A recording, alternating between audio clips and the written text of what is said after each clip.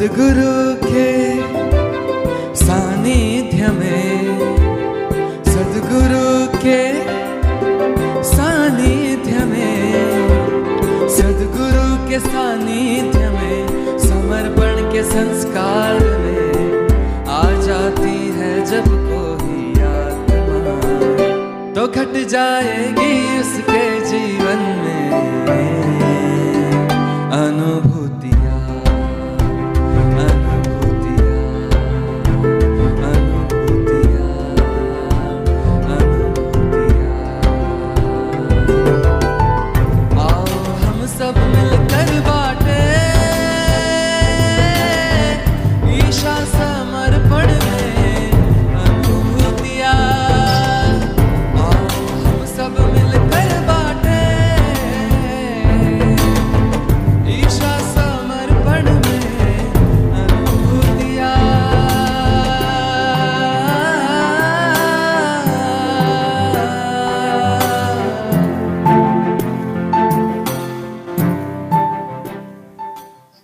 मेरा नाम सुरेश बाना है और मैं प्रगति नगर सेंटर से जुड़ा हुआ हूँ ध्यान में। मैं कब से जुड़ा हूँ इसके लिए मैं थोड़ा पास्ट में जाऊँगा। आध्यात्म से 1975 की साल से पहले से जुड़ा हुआ हूँ और गायत्री परिवार से जुड़ा हुआ था।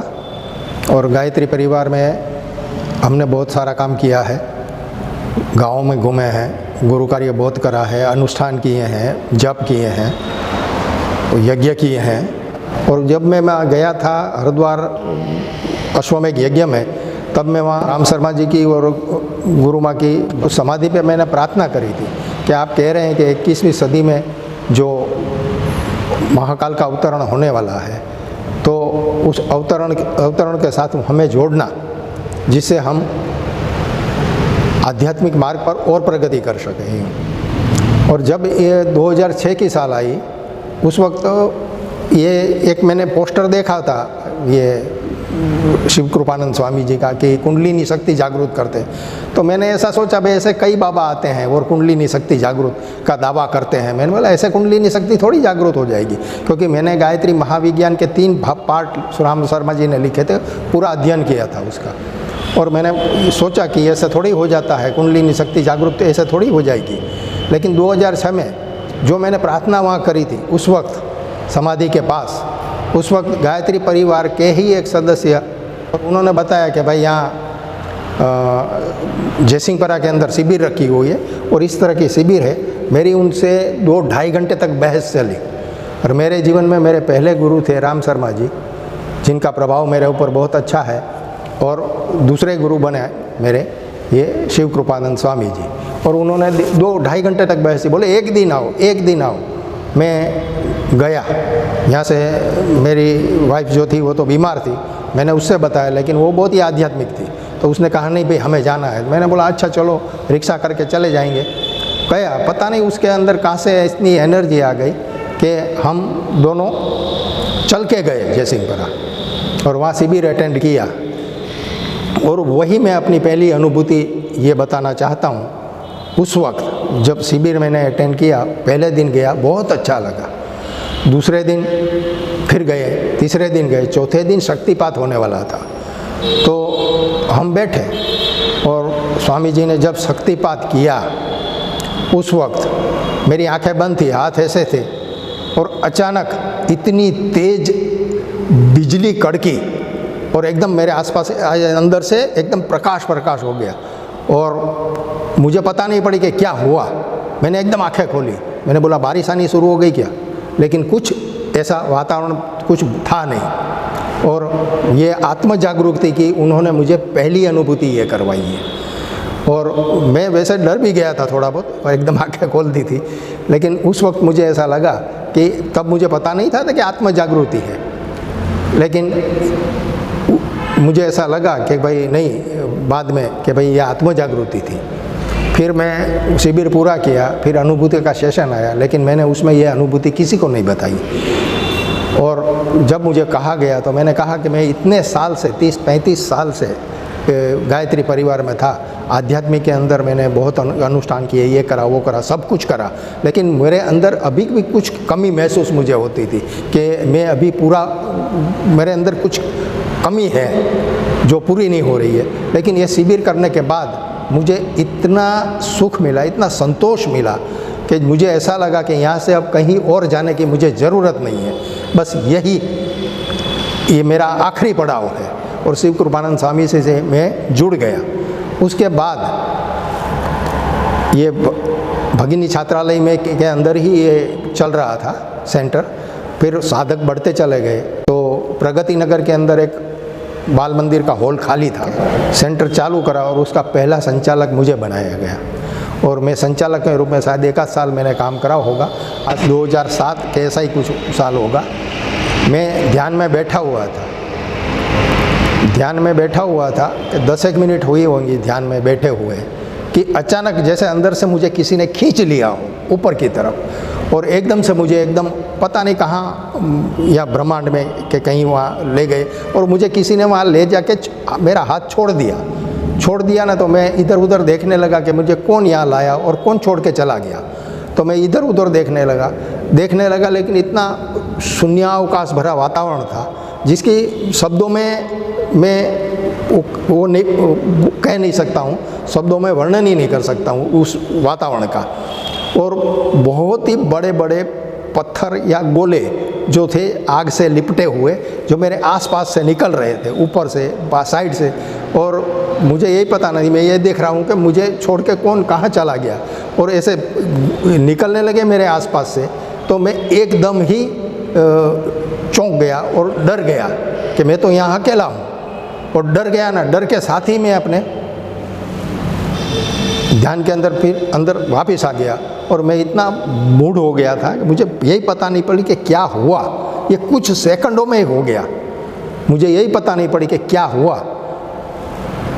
और मैं 1 हफ्ते तक तो कुछ किसी को बोल भी नहीं सका और मैंने ये अनुभूति भी किसी को नहीं बताई है, क्योंकि मैं जानता हूँ कि ये अनुभूति कोई सुनेगा तो मुझे पागल गिनेगा कि भाई ऐसा कभी हो सकता है कि भाई अंदर से। लेकिन मैंने अपने सूक्ष्म शरीर को अपने शरीर से बाहर ले जाते हुए गुरु जी को, ये मैं अपने शरीर से बाहर निकला और बाहर निकला, उसमें ना मेरी कोई सोच बदली है और ना ऊपर भी मेरे अंदर कोई ऐसा नहीं था कि मैं कोई जानकारी नहीं थी, मैं सब जानता था, देखता था, सुनता था, ये सब वो हो रहा था। और इतनी तेज़ आवाज़ से गोले मेरे आसपास से निकल रहे थे कि जिसकी कोई सीमा नहीं। ये अनुभूति मेरी दूसरी अनुभूति है।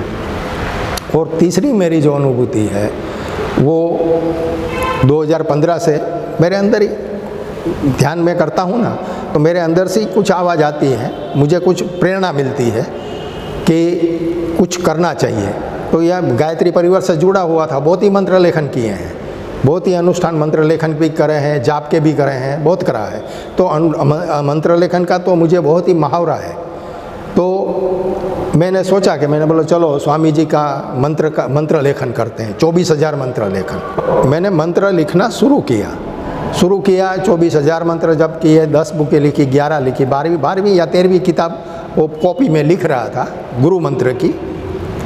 लेकिन जब 10 किताबें कॉपियाँ लिख ली ना, उसके बाद मेरे अंदर से ही कुछ ऐसी होने लगा कि मुझे ये गुरु मंत्र लिखना बंद कर देना चाहिए। क्यों ऐसी प्रेरणा मुझे हो रही थी मैं नहीं जानता हूँ, लेकिन अंदर से ही ऐसा हो रहा था कि मुझे ये लिखना बंद कर देना है। क्योंकि मेरा जो शरीर है, जो आत्मा है, इतनी पवित्र और शुद्ध इस समाज में रहते हुए है नहीं। कुछ ना कुछ गंदगी तो अपने अंदर भरी पड़ी रहती ही है। हम अपना चित्त पवित्र एवं शुद्ध नहीं रख सकते हैं। तो मेरे अंदर से ही ऐसी आवाज़ आ रही थी कि मुझे ये लिखना बंद करना चाहिए। लेकिन मुझे कहा कि भाई ऐसा थोड़ा ही होता है, जब लिखा करो, जैसे गायत्री मंत्र लिखते हैं ऐसा ये मंत्र लिखते हैं, क्या फ़र्क पड़ जाता है। तो मैंने वो लिखना चालू रखा। तो 12वीं के 13वीं बुक में लिख रहा था, तो अचानक ही रात में कोई आदेशात्मक आवाज़ आई मेरे अंदर। कौन था, कोई चेहरा मुझे दिखाई नहीं दिया, कोई वो मुझे दिखाई नहीं दिया, सिर्फ आदेशात्मक आवाज़ आई कि मैंने तुझे कहा था कि गुरु मंत्र लिखना बंद कर। और अचानक इतनी जैसे आदेशात्मक उसका वो फोर्स था मेरे ऊपर कि मैं गहरी नींद से बैठ गया और पसीना पसीना हो गया था मैं। और मुझे कहा कि मेरे ये क्या हो गया। मेरे अंदर से प्रेरणा तो मुझे पहले से ही हो रही थी कि ये नहीं लिखना चाहिए, नहीं लिखना चाहिए, लेकिन अचानक आदेश आया ना तो मैं एकदम बैठ गया और बैठ गया तो पसीना पसीना हो गया था, पसीना पहुँचा। और फिर मैंने सोचा, स्वामी जी से माफ़ी मांगी कि स्वामी जी ये किताब में जो लिख रहा हूँ वो पूरी कर दूँ, उसके बाद मैं आपका गुरु नाम का जो मंत्र है वो नहीं लिखूँगा, और उसके बदले में मैं एक पवित्र आत्मा हूँ, मैं एक शुद्ध आत्मा हूँ लिखूँगा। और वही आदेश फिर मुझे अंदर से ही हुआ कि तू ये मंत्र लिखना चालू कर। और फिर मैंने ये मंत्र लिखा, कम से कम 9800 बुकें मैंने लिखी होगी ये मंत्र की। टोटल मैंने 2,40,000 मंत्र लिखे हैं, उसमें 24,000 मंत्र गुरु मंत्र के भी आ गए। और आज भी मेरा मंत्र लेखन चालू है, लेकिन मेरे अंदर एक ही आवाज़ है, आध्यात्मिक प्रगति कैसे हो और मोक्ष की स्थिति कैसे प्राप्त हो। मेरा एक ही लक्ष्य है। मैंने ज़िंदगी में कभी रुपयों को महत्व नहीं दिया है। मेरी स्थिति भी इतनी हाई पावर नहीं, बहुत मिडिल क्लास आदमी हूँ, और ना ही मुझे रुपयों का मोह है, कोई कुछ नहीं है। जैसा स्वामी जी मेरा जीवन चलाते हैं उसी हिसाब से मैं चलता हूँ। कभी कोई समस्याएं आती हैं, आज समस्याएं आती तो है, लेकिन आज समस्याएं भी मेरे सामने हार गई है और ध्यान जीत गया है। आज मैं इतना दावे के साथ कह रहा हूँ कि मेरे जीवन में ध्यान जीत गया है और समस्या हार गई है। आज समस्याओं के मैं कुछ नहीं गिनता हूँ।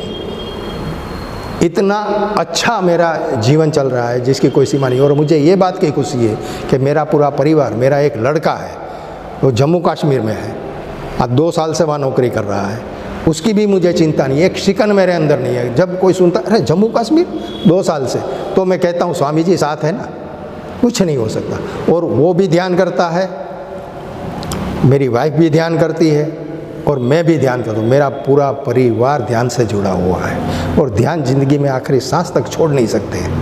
मेरे लड़के को मैंने फ़ोन पे कहा कि बेटा तू वहाँ ध्यान तो करता है ना, तो उसने यही कही कि पापा जी आज मैं ध्यान मुझसे कभी छूट नहीं सकता, ध्यान मेरे से जुड़ा हुआ है, मैं ध्यान को छोड़ ही नहीं सकता हूँ और मैं हर रोज़ ध्यान करता हूँ। बहुत ही अच्छा परिवार के अंदर वातावरण, घर का ये वो सब बहुत अच्छा है और मैं समस्याओं से डरता नहीं हूँ, क्योंकि मैं जानता हूँ सारी समस्याएं उसको सुलझानी है, मुझे कोई कार्य दूसरा कुछ करना नहीं है। जय बाबा स्वामी।